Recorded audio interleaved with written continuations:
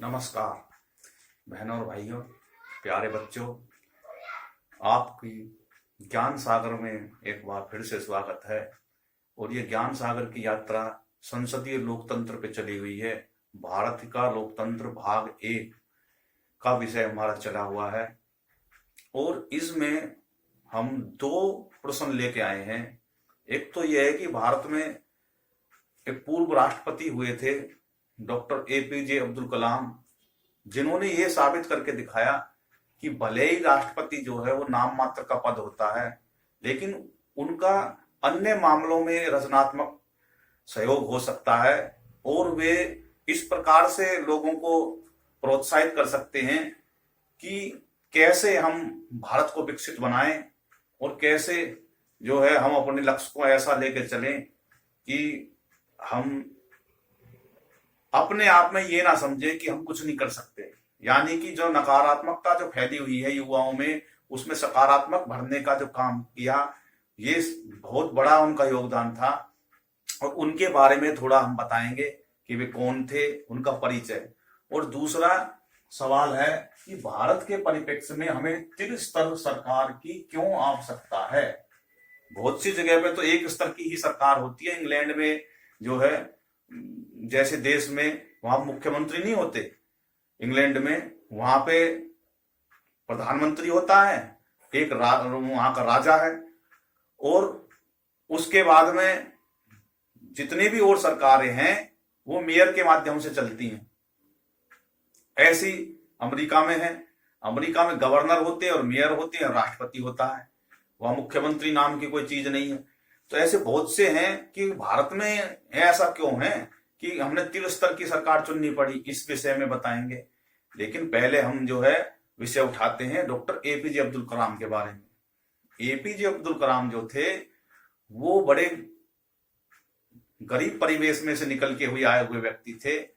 उनके जो पिताजी थे वो सामान्य परिवार था उनका। वो रामेश्वर के रहने वाले थे। तमिलनाडु के पास में रामेश्वर स्थान है, वहां के थे, सामान्य परिवार से थे। और उनका जन्म 1931 में हुआ था। एपीजे अब्दुल कलाम के नाम से वो जो थे, वो आगे चल के उनका जो था पढ़ाई में बड़े रुचि रखते थे और आगे चल के वो वैज्ञानिक बने और उनको जो है मिसाइल मैन के नाम से जाने जाने लगे। उन्होंने भारत के मिसाइल कार्यक्रम और अंतरिक्ष के इसरो में जो है जाके उन्होंने अपना स्थान बनाया और वहां उन्होंने जो है तरह तरह की खोज करी और उन्होंने मिसाइल बनाने में भारत की परमाणु क्षमता को बढ़ाने में बड़ा महत्वपूर्ण भूमिका निभाई थी। भारत में के जो राष्ट्रपति के तौर पे वे 2002 से 2007 के समय में बने, जब अटल बिहारी वाजपेयी जी की सरकार थी। तो उन्होंने इनको जो है राष्ट्रपति का चुनाव जो है सर्वसम्मति से बने। उसके बाद में ये भारत के जो है 11वें राष्ट्रपति के रूप में इन्होंने कार्य किया और देश में अच्छी शिक्षा किस प्रकार से हो उसके प्रति, नई खोज के प्रति लोगों में, जनमानस में, ये स्कूलों में, यूनिवर्सिटियों में जाते और जो वहां के बच्चे होते थे उनके साथ में मिलके एक व्यवस्था बनाते और उनको प्रोत्साहित करते कि भाई कैसे जो है हम इस प्रकार से पढ़ें कि जो है हम आगे देश का विकसित भारत बनाने में हमने कर सके। उन्होंने परिकल्पना करी उस समय के हिसाब से कि भारत 2020 में हमें विकसित करना है। जैसे आप नरेंद्र मोदी कह रहे हैं कि हमें 2047 तक देश को विकसित करना है, ऐसे ही उन्होंने सोचा कि हमें 2020 तक विकसित करना है। लेकिन बीच में वो उनका कार्यकाल समाप्त हो गया। उसके बाद में कुछ लचर सरकार रही 10-12 साल। तो इस वजह से जो है ये उनका जो था नहीं वो हो पाया। ये तो सरकारों के हाथ में है कि वो किस प्रकार की उस समय की पॉलिसी पैरालाइसिस वाली सरकारें बनी, वो घोटालों में फंस गई, तो वो नहीं हो पाया। 2020 तक भारत विकसित नहीं बन पाया। खैर, हम उस विषय पे राजनीति के लिए यहां नहीं खड़े हुए। तो उन्होंने ये साबित करके दिखाया कि राष्ट्रपति का जो पद है वो नाम मात्र का है, रबड़ स्टाम्प के तौर पे इस्तेमाल किया जाता है। लेकिन उन्होंने उसको भी ये कहा कि मैं रबड़ स्टाम्प नहीं हूं। उन्होंने बहुत से मामले थे जो सरकार को वापस भेजे कि वे आप इन पर पुनर्विचार करें। उन्होंने वकीलों से और जो है जो संविधान के विशेषज्ञ थे उनसे उन्होंने कई विषयों में राय भी ली और वे ये मानते थे कि काम पेंडिंग में नहीं पड़ा रहना चाहिए, जो भी मेरे पास में मामले आए तुरंत वो निपटा देने चाहिए ताकि काम रुके नहीं। तो बड़ा अच्छा उनका प्रधान राष्ट्रपति कार्यकाल रहा। उन्होंने प्रेरणा के तौर पे युवाओं के बीच में जाते और वे कहते, उनके 4-5 जो वाक्य थे, जो उनके कथन थे, बड़े अच्छे थे। तो उन्होंने कहा कि आकाश की ओर देखिए, कि वे आकाश की तरफ देखें, हम अकेले नहीं हैं, ये संपूर्ण ब्रह्मांड जो है हमारा मित्र है। और जो लोग ऊंचे सपने देखते हैं और उसके लिए काम करते हैं, उन्हें सर्वोत्तम सहायता देने के लिए वे समय हमेशा तत्पर रहते हैं। वो कह रहे हैं कि जो ब्रह्मांड जो है ये बड़ा अनंत है और ये हमारा मित्र है, और जब हम अपने ऊंचा लक्ष्य को लेकर चलते हैं तो सारा ब्रह्मांड जो कायनात जिसको बोलते हैं वो हमारे मदद करने के लिए आ जाता है। फिर उन्होंने कहा कि अपने लक्ष्य में हम सफल होने के लिए लक्ष्य के प्रति एकाग्रचित होकर निष्ठा से काम करें। यानी कि हमने जो लक्ष्य बना लिया तो हमको उसके पूरी निष्ठा के साथ में उसके लक्ष्य की तरफ बढ़ने के लिए हमें जुट जाना चाहिए। फिर उन्होंने कहा कि जो हमारा युवा है जो नेगेटिविटी में चला जाता है कि भाई हम तो सफल नहीं हो पाए, तो उसके विषय में उन्होंने कहा कि असफलता कुछ नहीं है। तो उन्होंने कहा कि आज हम असफल हो जाते हैं तो ये मान के चलते हैं कि हम हार गए, ऐसा नहीं है। उन्होंने कहा फेल, जो FAIL जो शब्द होता है उसका मतलब होता है फर्स्ट अटेम्प्ट इन लर्निंग, कि फेल का मतलब ही है कि हम पहला अटेम्प्ट था, हमने लर्निंग के लिए किया था, घबराने की बात नहीं, यानी सीखने की दिशा में हमारा पहला प्रयास है, अंत नहीं है। एंड का भी मतलब उन्होंने बताया कि एंड होता है जो है दी एंड जो होता है वो नहीं है। वास्तव में END का अर्थ होता है effort nature dies, effort never dies, यानी कि जो प्रयास होता कभी मरता नहीं है। और इस प्रकार से प्रयास कभी निरर्थक नहीं होते। यदि आपको उत्तर 9 में मिलता है तो इसका भी अर्थ है कि नेवर, उसका भी आप नेगेटिव में ना जाए। उन्होंने कहा कि नेक्स्ट अपॉर्चुनिटी, 9 का मतलब होता है नेक्स्ट अपॉर्चुनिटी, और अर्थात अगले अवसर के लिए तैयार रहें एवं सकारात्मक रहें। यानी कि उन्होंने, जो हमारे युवा था जो नीरसता में चला जाता था, उन्होंने कहा कि भाई आप असफल हो जाएं तो आप नेगेटिविटी में ना जाएं, तो ये मान के चलें कि हमारा पहला प्रयास था और वो आगे जो है अगले प्रयास में हम आगे बढ़ेंगे, क्योंकि पहला प्रयास तो हमने एक्सपीरियंस लेने के लिए करा था, लर्निंग हमें मिल गई। और उन्होंने कहा कि भाई जो कोई तुमसे कहे नो का भी मतलब होता है कि भाई जो है नो कोई बोलता है तो वो नेक्स्ट अपॉर्चुनिटी के लिए होता है। और इस प्रकार से उन्होंने कहा कि आगे सपने देखने के लिए बारे में बताया कि स्वप्न का अर्थ जो होता है सोने का नहीं है कि भाई हम सोते समय देखते हैं, बल्कि वो स्वप्न वे होते हैं जो हमको सोने नहीं देते। उन्होंने कहा भाई स्वप्न में हम सोए रहते हैं, लेकिन जो असली सपने तो वे होते हैं जो हमको सोने ही ना दें। तो हम उन सपनों को पूरा करें और हम नींद की गफलत में ना रहे, कि मतलब सपने वो देखें जो हमको हमारी नींद को उखाड़ दें, और जो है हम जब तक वो पूरा ना हो जाए तब तक हमारे को नींद हमारी आंखों में ना भरे। इस प्रकार उन्होंने कहा। फिर उन्होंने कहा कि 4 बातों को हम ध्यान में रखें।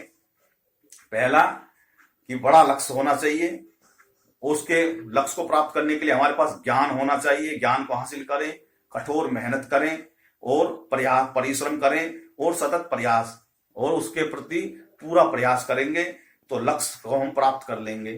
तो उन्होंने कहा कि सबसे पहले तो बड़ा लक्ष्य बनाइए अपना, छोटे मोटे से काम नहीं होगा। फिर उसके जो लक्ष्य आपको बनाया उसके प्रति ज्ञान हासिल करें और फिर अपनी कठोर मेहनत करें। और आखिरी में जो है उन्होंने कहा कि भाई जब हम प्रयास करेंगे फिर सतत प्रयास करना। हमने पहले तो हमने लक्ष्य बनाया, फिर उसके प्रति ज्ञान हासिल करा, और उसके बाद में हमने उसमें कठोर परिश्रम करना है और फिर प्रयास करना, प्रयास में सतत प्रयास करना, लगातार प्रयास करते रहना, तो हम एकदम सफल हो जाएंगे। तो भारत को ऊर्जावान बनाने के लिए, जो हमारे युवाओं को ऊर्जावान बनाने के लिए ये विचार उनके बड़े प्रेरणादायक थे। तो इतना हमने जो बताया APJ अब्दुल कलाम जो थे पूर्व राष्ट्रपति, वो बड़े ही गौरवशाली, उन्होंने जो है देश के युवाओं की वो धड़कन माने जाते थे। आगे जो हमारा विषय है वो है भारत के परिप्रेक्ष्य में त्रिस्तरीय सरकार की आवश्यकता क्यों है। जैसा मैंने बताया कि भारत ने संसदीय लोकतांत्रिक सरकार चुनने का फैसला करा, और वो भी गणतांत्रिक रूप में, क्योंकि भारत बड़ा भौगोलिक दृष्टि से देखे तो बड़ा विस्तृत है, तरह तरह की जनजाति हैं, और भारत का ढांचा भी इस प्रकार से है। तो इसलिए करा गया कि भाई भारत में ज्यादा से ज्यादा जन भागीदारी हो। भारत इस तरीके से नहीं चल सकता जैसे और जो देश हैं जो एकात्मक रूप से सरकार चलाते हैं, जैसे इंग्लैंड में है, वहां एकात्मक सरकार है और उनका चल जाता काम, क्योंकि छोटा सा है, छोटे छोटे से उनके शहर हैं और छोटी कम जनसंख्या है। और भारत जैसा विशाल देश जिसकी जनसंख्या संसार के दूसरे नंबर की जनसंख्या है, चीन से वो प्रतियोगिता करता रहता, कभी भारत की पहले नंबर पर निकल जाता, फिर चीन निकल जाता है जनसंख्या के मामले में। तो ऐसे बड़े देश, भौगोलिक स्तर के देश में तो सरकार ज्यादा से ज्यादा लोगों को जन भागीदारी हो, ताकि वो जो है असंतुष्टता ना फैले। इसलिए भारत में जो है, भारत के जो संसद के संविधान निर्माता थे, उन्होंने इस वजह से जो है त्रिस्तरीय सरकार चुनी। त्रिस्तरीय सरकार का क्या मतलब होता है कि सरकार 3 स्तर की होनी चाहिए। केंद्र के स्तर पे प्रधानमंत्री बनना चाहिए और राष्ट्रपति होना चाहिए। राज्य के स्तर पे मुख्यमंत्री, गवर्नर होने चाहिए, और स्थानीय स्तर पे सरकार होनी चाहिए। स्थानीय स्तर पे कौन सी होती है? नगर निकाय होनी चाहिए और ग्राम पंचायत होनी चाहिए। अब ग्राम पंचायत भी 3 स्तर की होती है। सरपंच लेवल पे होते हैं, ग्राम के लेवल पे होते हैं, ब्लॉक लेवल पे होते हैं। ब्लॉक लेवल पे जो है मेंबर बनता है, और जिला लेवल को भी, जिले को कई 20-20, 25-25 गांवों में बांट देते हैं, वहां का एक पार्षद बनता है, और फिर वे सारे पार्षद मिलके अपना एक अध्यक्ष चुनते हैं, उसको जिला पंचायत अध्यक्ष बोलते हैं। ऐसी ब्लॉक लेवल पे होता है, 3-3, 4-4 गांवों के ऊपर एक मेंबर होता है, उसको बीडीसी बोलते हैं, ब्लॉक जो है उसका मेंबर। और उसके बाद में जो ये ब्लॉक वाले जो मेंबर होते हैं ब्लॉक समिति के, ये सब मिलके एक ब्लॉक जो है उसके प्रमुख को चुनते हैं, उसे ब्लॉक प्रमुख बोलते हैं।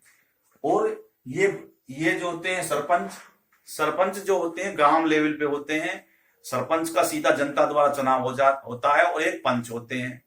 पंच और सरपंच मिलके ग्राम पंचायत को संभालते हैं, और इनके ऊपर के लेवल के जो काम होते हैं योजनाओं को बनवाने में, वो ब्लॉक समिति के और जिला परिषद के जो मेंबर होते हैं, वो आगे जो है जिले लेवल पे बैठ के एमएलए और एमपी के साथ में बैठ के योजना, विकास भवन होता है, हर जिले में एक विकास भवन होता है, उस विकास भवन में बैठ के जो है ये मीटिंग करते हैं, और पूरे जिले के लेवल पे एक मॉडल बनाते हैं कैसे हम अपने जिले को उठाएं। तो इस प्रकार से उस जिले में जितने भी एमएलए होते हैं वे उस बॉडी के, जो उनकी बॉडी होती है गवर्निंग बॉडी, उसके मेंबर होते हैं, पदेन मेंबर होते हैं वे, और उनका नेतृत्व जो है ये जिला पंचायत का जो अध्यक्ष होते हैं वे करते हैं। तो इस प्रकार से भारत में त्रिस्तर की सरकार बनाने की लिए इसीलिए करा गया क्योंकि भारत जो है बड़ा विस्तृत है। ऐसे ही होता है हमारा नगर निकाय में भी जो है, जो जनसंख्या के दृष्टि से होते हैं, ये भी जो 10 लाख तक की जो जनसंख्या वाले जो लोग हैं उनमें नगर निगम होती है। उससे जो कम वाले होते हैं उनमें नगर परिषद होती है, और जो उससे कम जनसंख्या वाली होती है उनमें नगर पालिका होती है, और जो 1 लाख से भी कम वाले जो जनसंख्या वाले जो होते हैं उनमें नगर पंचायत होती है। तो इस प्रकार से वहां पे नगर परिषद होती है, उनके चेयरमैन बनते हैं। ऐसे नगर निगम में मेयर बनता है, कहीं कहीं तो मेयर डायरेक्ट चुने जाते हैं, किसी किसी जगह पे वहां के जो पार्षद होते हैं वो मेयर चुनते हैं। तो इस प्रकार से भारत में जो है त्रिस्तर जो है सरकार चुनी गई, ताकि भारत में जनता में असंतुष्टता ना फैले और ज्यादा से ज्यादा जनता की जन भागीदारी हो, और ताकि कोई ये ना कह सके कि भाई हमारे देश में जो है लोकतंत्र नहीं है। और लोकतंत्र के की खासियत ही ये होती है कि असंतुष्टता ना रहे लोगों में, हर कोई आए कि हम अपना अपना तरीके से काम करके दिखाएंगे। जनता का यही होता है कि भाई जो है, अगर किसी में काबिलियत है तो आए, चुनाव लड़े। लेकिन आज के समय में चुनाव में कुछ खामियां हैं, वो हमारा विषय नहीं है। यहाँ पे हमारा विषय है बताना कि भारत में त्रिस्तरीय सरकार क्यों चुनी गई, ताकि ज्यादा से ज्यादा जन भागीदारी हो सके। इस वीडियो में इतना ही, और अगली वीडियो में अगला विषय लेके आएंगे, भारत का आधारभूत लोकतंत्र भाग 2। उसमें आगे विस्तार से इनको जो मैंने बताया था इसको आगे बताएंगे। इस वीडियो में इतना ही। बहुत बहुत धन्यवाद। बोलो भारत माता की जय। जय।